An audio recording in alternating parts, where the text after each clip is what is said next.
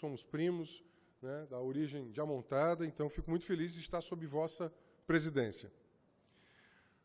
Senhoras e senhores, eu queria retomar uma linha de argumentação que, desde o início do governo Bolsonaro, eu tenho levantado. O governo Bolsonaro foi um governo eleito num momento de profunda crise política do país, uma crise de representação, na sequência de um golpe que inicia-se em 2016, numa crise econômica, né?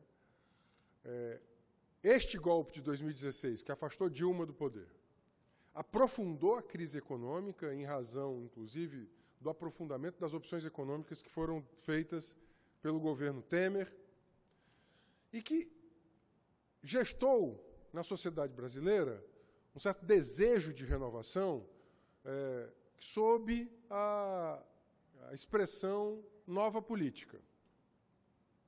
O que eu quero dizer aqui é que não há nada mais velho na política do que Bolsonaro. E eu quero comprovar isso nesse pronunciamento. É velho como é o autoritarismo, como é a desigualdade, como é a autocracia na sociedade brasileira.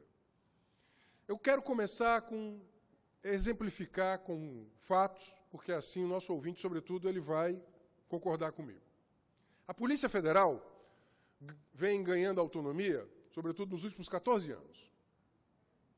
Inclusive, muito do combate à corrupção que a sociedade brasileira vê, deveu-se a ações desenvolvidas pela Polícia Federal. Eu sempre fui um crítico dos excessos da Operação Lava Jato e suas ilegalidades. Mas em nenhum momento soube-se aqui de uma interferência, uma intervenção tão autocrática como essa que está sendo feita na Polícia Federal para salvar Flávio Bolsonaro. Na prática é isso. Isso é tão velho como a política do Brasil. O presidente da República disse que quem mandava era ele, desautorizando Sérgio Moro. Portanto, aquela cantilena de que Sérgio Moro teria carta branca, ela não se sustenta no ar. Ele não tem carta branca. E ele fica calado, de joelhos, sendo publicamente desmoralizado pelo presidente da República, que disse que se ele não pudesse trocar o superintendente da Polícia Federal do Rio de Janeiro, ele trocaria o diretor-geral e até o ministro, ameaçando de demissão o ministro Sérgio Moro, que disse em janeiro que teria aceitado porque teria carta branca para montar a sua equipe e que a Polícia Federal não estaria sob influência política. Por isso que houve essa dança das cadeiras na superintendência da Polícia Federal no Rio de Janeiro, para salvar o filho do presidente Flávio Bolsonaro, envolvido num escândalo cujo protagonista, chamado Queiroz, já virou piada na sociedade brasileira. É impressionante como os poderes acabam sendo manipulados para salvar o Queiroz, para salvar o senador, filho do presidente, e agora, num ato de desespero, desautoriza o seu ministro mais popular, publicamente. Segundo ato, a Receita Federal. O número 2 da Receita, o secretário Fachada, ele é trocado para salvar os filhos do presidente. Interferência na Receita Federal. Mais uma interferência autocrática, autoritária, demonstrando desapreço às instituições, à democracia. Isso é a velha política. Veja, nós que acompanhamos a política há mais tempo, nós sempre dissemos, Bolsonaro não é antissistêmico. Ele é o baixo clero do sistema, ficou 27 anos no Congresso, profissionalizou a si mesmo, depois botou os filhos na política, arranjou lugares para os filhos na política, nada mais velho do que isso. É a velha política. Ele não é antissistêmico, ele é a cara do sistema. Terceiro ato, portanto, interferência na Polícia Federal, interferência na Receita Federal para salvar os filhos. Nomeação de um dos filhos para a embaixada americana. E vem dizer que isso não é nepotismo. O filho absolutamente alheio à carreira diplomática. Absolutamente alheio à carreira diplomática, tratando como se propriedade privada fosse a representação diplomática do Estado brasileiro, atribuindo a si próprio um poder acima dos princípios democráticos, dos princípios do Estado. Quarto ato, a censura. O secretário de Cultura, que seria, inclusive, hoje, o que seria o ministro da Cultura, se não fosse essa terrível reforma administrativa que acabou com o Ministério da Cultura, pediu demissão. E com todas as letras, está nos jornais de hoje, ele diz: eu não vou topar censura. Os filmes censurados, de temática da diversidade sexual LGBT, foram censurados de um edital. Não era uma escolha específica de um gestor público que disse, não, vou financiar aquele filme ali. O filme passou por um processo público de escolha. E o presidente simplesmente diz assim, não, cancela o edital. Ele trata o Estado brasileiro como se coisa dele fosse. Cancela o edital. Cancela o edital e o seu titular da pasta de cultura pede as contas. E diz, hoje no jornal, pode ler o jornal, o secretário de Cultura diz que saiu porque não concorda com censura. Pode procurar aí nos buscadores de notícia.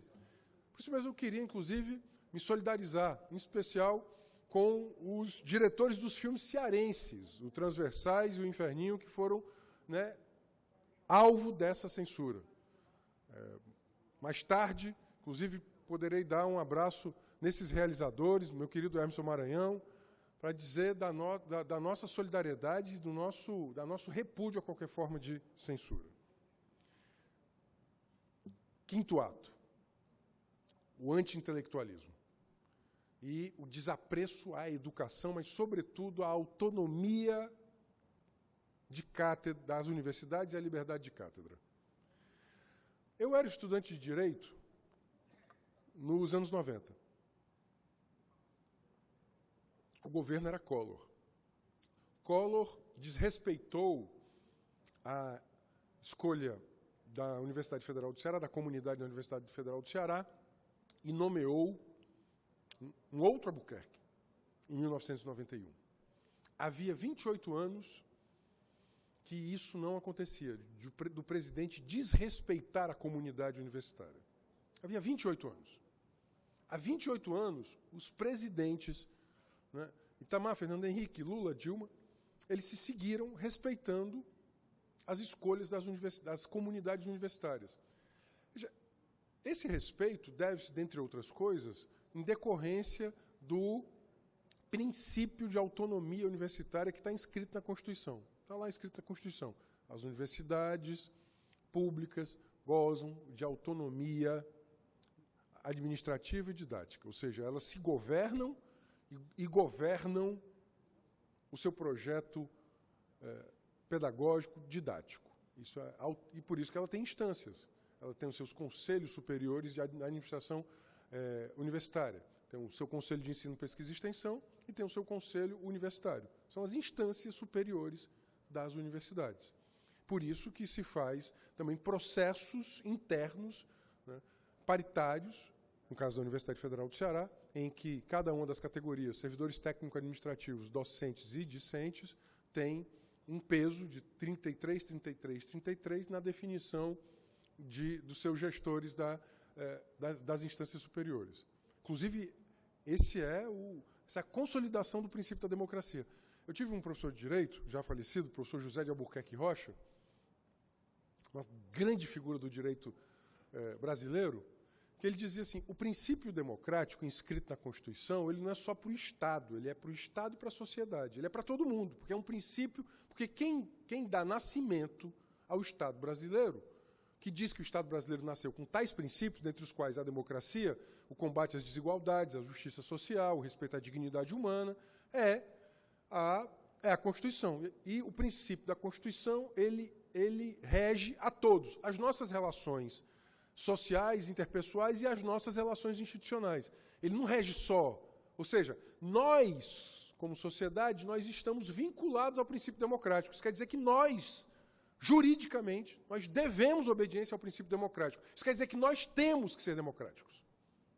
Por isso que as universidades, que têm, portanto, autonomia administrativa conferida pela Constituição de 88, dentro de uma Constituição do princípio democrático, diz, olha, a comunidade escolheu, portanto, cabe ao presidente da República homologar essa escolha. 4 universidades já tiveram uma verdadeira intervenção. A Universidade de Grande Dourados, no Mato Grosso do Sul, a Universidade do Triângulo Mineiro, em Minas Gerais, a Unirio, no Rio de Janeiro, a Universidade do Recôncavo Baiano. Soma-se agora a Universidade Federal do Ceará. Estou acabando de vigilar do cruzamento da 13 de Maio e da Avenida da Universidade. Lá encontrei, no cruzamento da 13 de Maio com a Avenida da Universidade, jovens estudantes fazendo o que a Constituição diz que eles têm que fazer, defender a democracia. Um grande jurista brasileiro escreveu, quando as instituições não fazem a democracia, o povo deve fazê-la, porque cabe a ele a soberania popular, é dele o poder. Se o poder emprestado aos agentes de Estado, ele foi usurpado, violado, rasgado, cabe ao povo restaurar a democracia. Eu vi estudantes de 16, 17, 18, 19, 20 anos lá restaurando a democracia. E encontrei professores que eram estudantes à minha época de estudante e lá estavam também. E eu pude abraçar diferentes gerações. A minha geração, que 28 anos depois, se reencontra na rua, no mesmo cruzamento, fazendo a mesma coisa que deveria ter feito, que é a defesa da democracia. Nós escolhemos um lado. A história nos convocou e nos colocou nesse cruzamento. Não é um cruzamento real das avenidas 13 de Maio e Universidade. É o cruzamento da história, em que nós somos obrigados a tomar posição. Quem não defender a democracia agora vai amargar lá na frente, porque vai ser cobrado de que no momento em que o fascismo avança, teve do lado ou dos silentes, ou dos covardes, ou dos ingênuos. O momento não é de covardia, de silêncio e nem de ingenuidade. O momento é de altivez, de coragem, de bravura em defesa da democracia. Portanto, isso que foi feito com a Universidade do Recôncavo, a Universidade de Grande Dourados, a Universidade do Triângulo Mineiro, a Unirio do Rio de Janeiro e agora a Universidade Federal do Ceará, é uma violência. A voz da sua universidade, seja ela qual foi a opção que fez. Eu sei que os professores Custódio Almeida e Davi Romero foram os escolhidos. E a eles transmito o meu respeito, mas independentemente de quem fossem, deveriam ser. Veja, em 91, eu não votei. Isso era a memória agora me reaviva. Em 91, o meu candidato foi o terceiro da lista. A presidência vai conceder mais 3 minutos. Ok. Mas eu lutei, presidente. Eu quero deixar isso claro. Em 91, o candidato em que eu votei foi o terceiro colocado.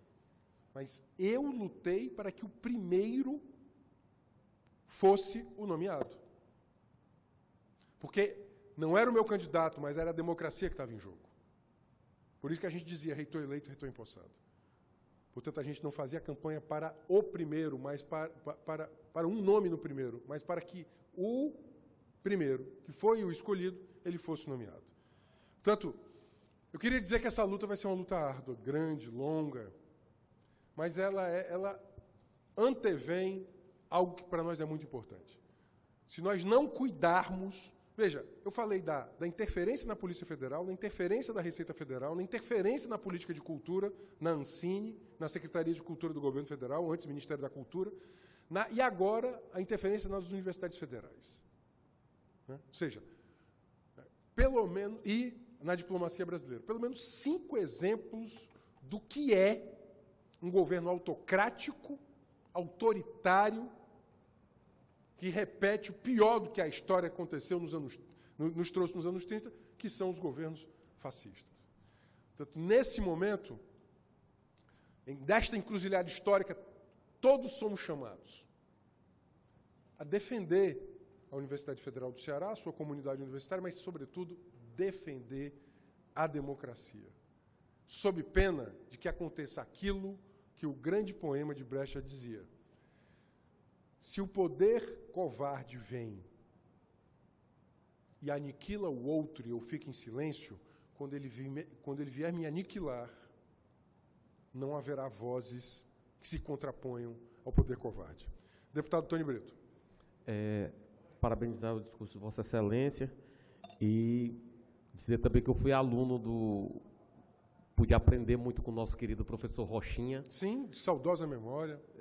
Ele que deu excelentes aulas para mim de Teoria Geral do Processo e de Direito Constitucional. E isso de Teoria Geral do Processo, livrinho de capa verde, que todos nós aprendemos. Então, só saudar aqui que nós, no plano terreno, a gente o professor Rochinha se despediu da gente, mas que ele está muito vivo na nossa memória, né? Se despediu em 2010, mas ele está muito vivo na nossa memória e fazer essa homenagem.